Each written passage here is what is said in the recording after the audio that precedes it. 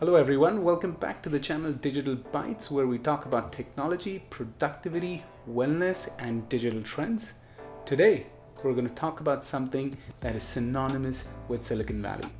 You can't be at Stanford and escape the startup fever.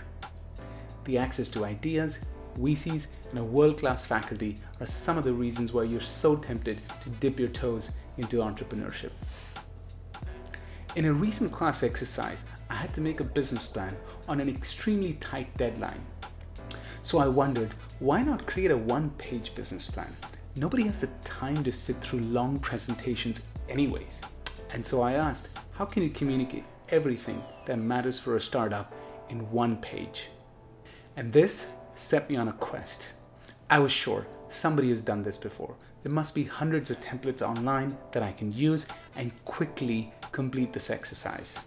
And boy, I was surprised.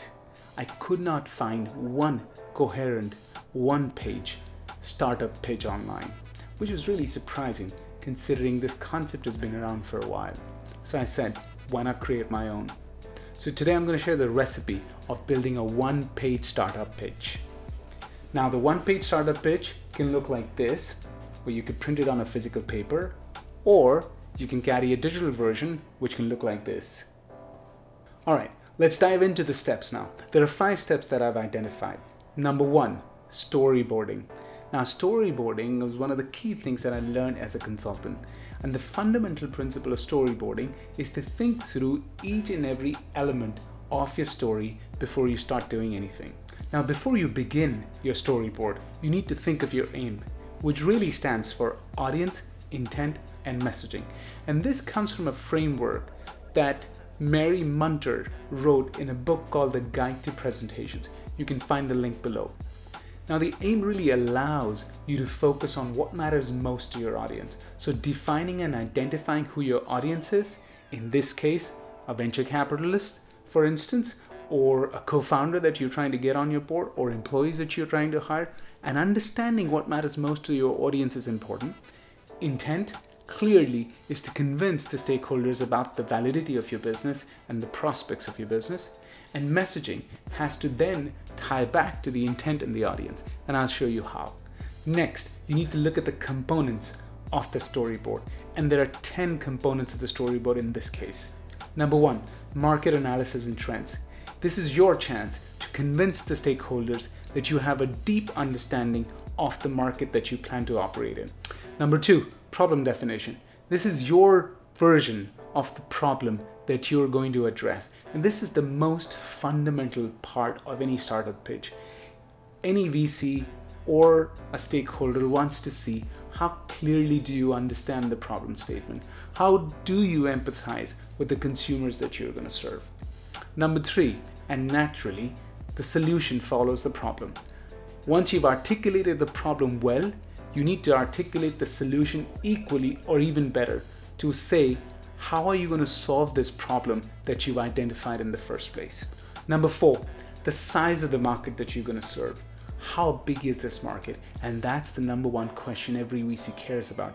Are you going to go after a market that's big enough that you can really build a large business?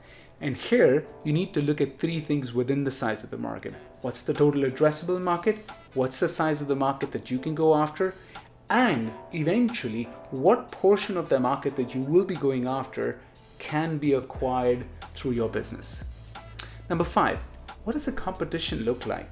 Is it a red ocean with a lot of competition, or is it a blue ocean where opportunities haven't been explored yet? You really need to articulate and understand the competitive landscape of the business that you plan to launch.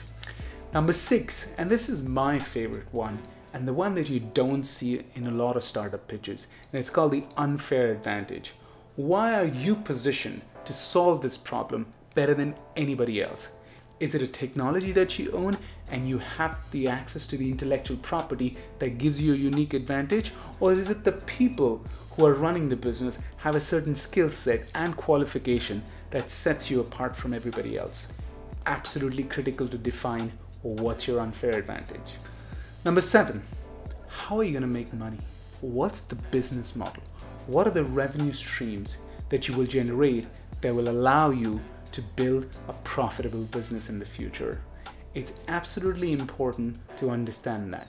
Now, in some cases, I will caveat that that's not very clear up front, but everybody understands that if you build a large enough access to consumers, you will find a way to monetize it. So in some industries such as healthcare and other complex industries, it may not be absolutely clear at the beginning how are you going to make money, but you must have some idea or hypothesis around how and when will you start to generate some cash for the business. Number 8.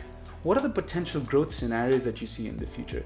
Do you imagine this company to be a one-product business and will continue to scale that? Or do you imagine that you will diversify the product portfolio, perhaps add some services? Or you would look to partner with another player in the market that will give you access to additional channels or consumers. You must have some sort of an understanding of how your business fits into the larger ecosystem in the future, and how will what you will do allow you to scale that business. Number 9, and this is one of the most important aspects, is the team. As most VCs will tell you, they fund the people, not just the ideas, because the ideas evolve. You will see ideas and the businesses evolve over time as the market dynamics change, but it's the team, if has the right skill set and the mindset, will make sure that they can adapt and evolve through changing markets. And therefore, the VCs would really look for both the capabilities and the mindset of the team to make sure that they have a winning formula. And finally, the financials. While it's a bit too early to get a clear understanding of the financials, it's always a good idea to do a high-level estimate. And the high-level estimates can focus on 3 things. Number 1, revenue. Number 2, profitability, for which you can use metrics such as EBITDA and use benchmarks of similar businesses in the industry. While everybody understands that it's too early to predict, it's always a good idea to have a benchmark that you can follow. And number 3, valuation. While some may argue that it's a bit too early to talk about the valuations, but I think it's always a good idea to have some sort of an understanding of what kind of business you're building over the next 3 to 5 years. And if you're able to achieve your goals, what kind of value can that business be for the stakeholders who are willing to invest in the business? Alright, so that wraps up the 10 things that we're going to put in the storyboard. I know it sounds a lot and you may feel overwhelmed at this stage, but in reality, you may be able to find a lot of this information through basic research and analysis and be able to come up with your point of view on how each of these will look for your business. And that's a nice segue into the second step, which is research and analysis. Now that you really know through the storyboard as to what components you need to build, you need to do the research and analysis to fill out the details that are required for each of these components. Some of the examples of this research could be first-party research, where you're going and speaking to your potential customers and understanding their problems and needs. Or it could be third-party research, where you're looking at industry-leading reports and understanding what trends are they following and what does the future look like for the industry or the business that you're going to be focused on. In terms of the analysis, you will need to do a market sizing estimation, which will require you to make some intelligent and qualified assumptions. Now, it may seem at this stage that you're really doing a finger in the air analysis, which is totally fine as long as you caveat your analysis with the benchmarks and the references that you've used to estimate your market size. Now, within market size, as I said before, there is an addressable market, there is a market that you'll be going after, and there is a market size that you will be able to capture in a certain amount of time. And you need to be able to estimate all these 3 components. Another example of analysis would be the financial analysis, which is where you need to calculate the EBITDA as well as the valuation at the end of a period such as 3 to 5 year period. Next, let's talk about design and drafting. And this is a step where you can take a bit of a creative license in how you're going to present this information. Now, while some may say that first focus on the content and come to design later, and that's a totally fine approach, I prefer doing the design and the content simultaneously because it allows me to polish the presentation as I go along. Therefore, I recommend making sure whatever content you are working on fits the design that's in your mind. Number 4, and an important step. Now you're done with your presentation. You've got the right analysis. You've done a beautiful design. You've got very insightful, in-depth content. Now it's time to make sure everything looks great together. My recommendation for reviewing and polishing is first make sure you get the basics absolutely right. There should be no typos. When you look at the financials, the units should match, and make sure everything adds up. There's nothing more harmful to your chances of success than getting the basics wrong. And finally, I want you to print this one-pager out and review it from a point of view of an investor, a point of view of a customer, a point of view of an employee that you're about to hire, and ask yourself, does everything make sense? Can you poke holes in whether the assumptions or the facts that you have incorporated into your presentation? And if you can, then tweak those elements until you feel more confident. Fifth and the final step, practice and iterate. This is your opportunity to summarize everything that you've listed in this one-pager and be able to communicate that within 1 to 2 minutes. What would be really handy is to have multiple versions of this one-pager. It could be a 30-second version if you really are pressed for time, a 1 to 2 minute version as an introduction to your idea, and then a 10 to 15 minute version if you really are pitching to a VC, which then would lead into a more in-depth dialogue. Now remember, most of the conversations may not go according to the flow of the presentation.